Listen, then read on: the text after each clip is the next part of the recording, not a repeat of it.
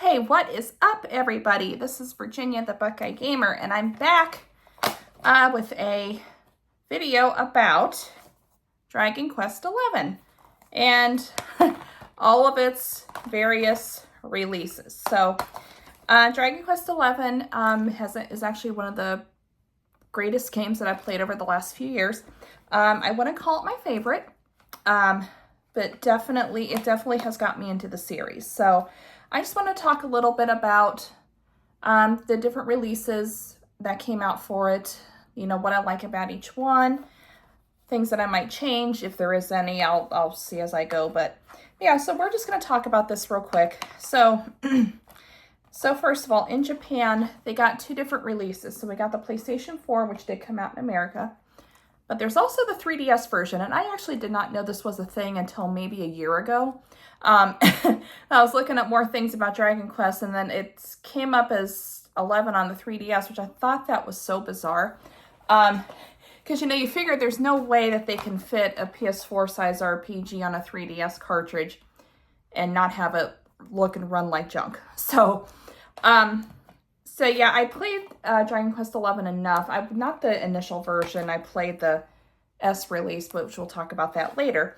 But yeah, this game is actually quite different from the other releases. Now, of course, the graphics are going to look different. It has been scaled down quite a bit, like the open world areas and things like that, to get from point A to point B faster. So in some places there's faster loading times.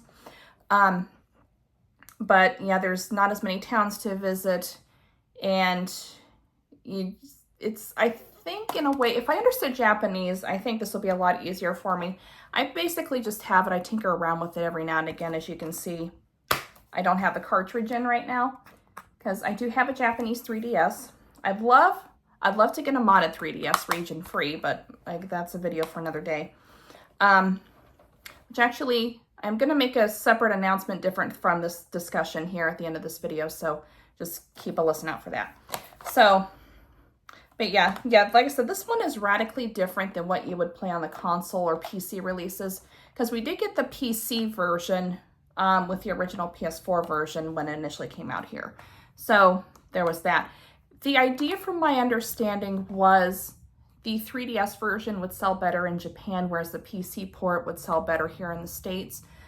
And, you know, and I kind of get, it was like a money, like financial decision. And I get it in a sense, because when this came out, the Nintendo Switch had already been out. And they say that, you know, the 3DS was really winding down in popularity, which I disagree with that. I still saw people with their 3DSs after the Switch came out, like close to a year after. Now it may be different for you guys in your areas, but I still saw a lot of people around their 3DSs, and I was one of them. I didn't get a Switch right away. It took me not quite a year, but it did take me a little while to finally get one. Gotta love those stock issues, and oh, that was nuts. But anyway, so, but yeah, this actually sold better in Japan than the PS4 version did. But I think, and I could be mistaken, but I think it sold over 100,000 units more than the PS4 version. It might have even been more than that, or it could have been less. I have no idea. I want to say it was over 100,000 units more, but we'll have to look that up. So, but yeah, this is definitely, I wouldn't, if you want to get into Dragon Quest XI, I definitely would not recommend this to be like for your first playthrough. Obviously, because it's in Japanese, and if you don't understand Japanese like me, I know a little bit of it. Like, there was actually some text in here that I could understand, but it doesn't happen very often. Like little snippets here and there, I'd be like, oh, okay, it means this is what they're talking about, and so on and so forth. But yeah, definitely the language barrier. And of course, the 3DS is region locked, like I said, unless you get a modded 3DS or a Japanese 3DS or 2DS. You won't be able to play it anyway. So yeah, I would not recommend it for those reasons. And again, because it is really radically different than the console releases. So this was my first experience here with Dragon Quest XI. Now, this is not the original copy that I had. I actually traded the original PS4 copy that I had before. I had a hard time initially getting into it but I didn't obviously give the game a chance. Otherwise, I wouldn't be calling it one of my favorite games of the last few years. So, but yeah, I had a hard time getting into it. But I decided when the S version came out on Switch, because I've really been invested in the Switch, I decided I'd give it another chance. And I was able to get this game on sale. And I popped it in. And it took me about 70 some hours, but I beat it. And I'm on my second playthrough, so I can prepare for the release of Dragon Quest III HD 2D. So that I really wish I would have been set up to react to that Nintendo Direct, because I completely lost it with those announcements. But anyway, I'm getting off topic here. So anyway, so we're going to get into, now obviously the console, the PS4 version. This is what you think of when you think of Dragon Quest XI, or like I said, on the PC version if you're a PC gamer. But the S version made a couple of changes. So one thing that the 3DS version had that the PS4 and the PC port didn't is you can actually play this game fully in 2D, like your 8-bit 16-bit sprites. Actually, it's really interesting to play it like that.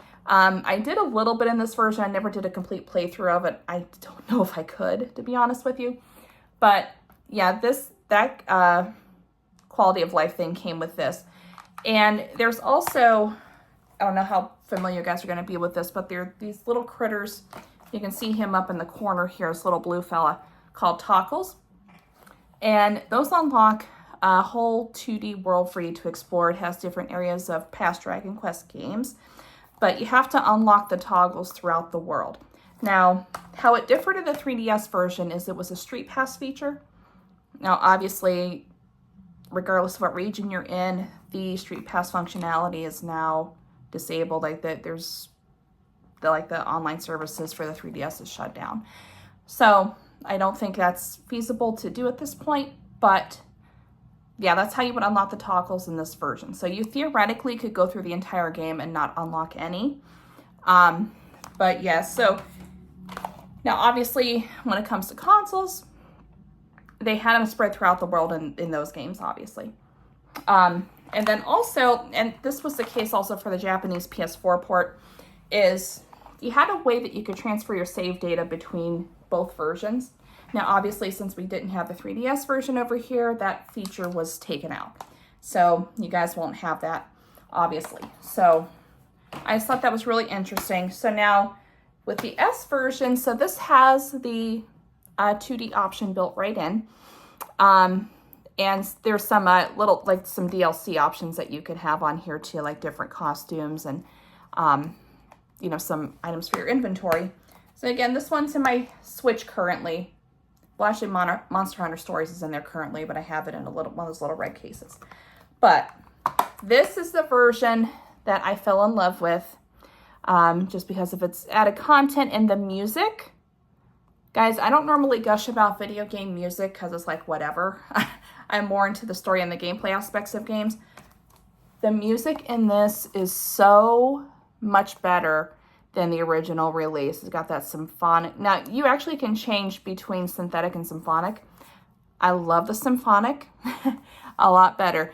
And actually with the DLC, you do have the option to play the overall music from Dragon Quest VIII, because you do get the costume, the Dragon Quest VIII costume for your hero, which is this fella right here in the purple. So again, that was a nice touch because I love Dragon Quest VIII as well. That one, technically speaking, was my first Dragon Quest game, but again, I never finished it. So obviously with that, I'm probably going to have to go back and do it now, like either on the PS2 or the 3DS. Either way, I'm good thing I'm going to have to get back into it now. But yeah, I just wanted to share that with you guys. Like I said, and the toggles are still alive and well on this version.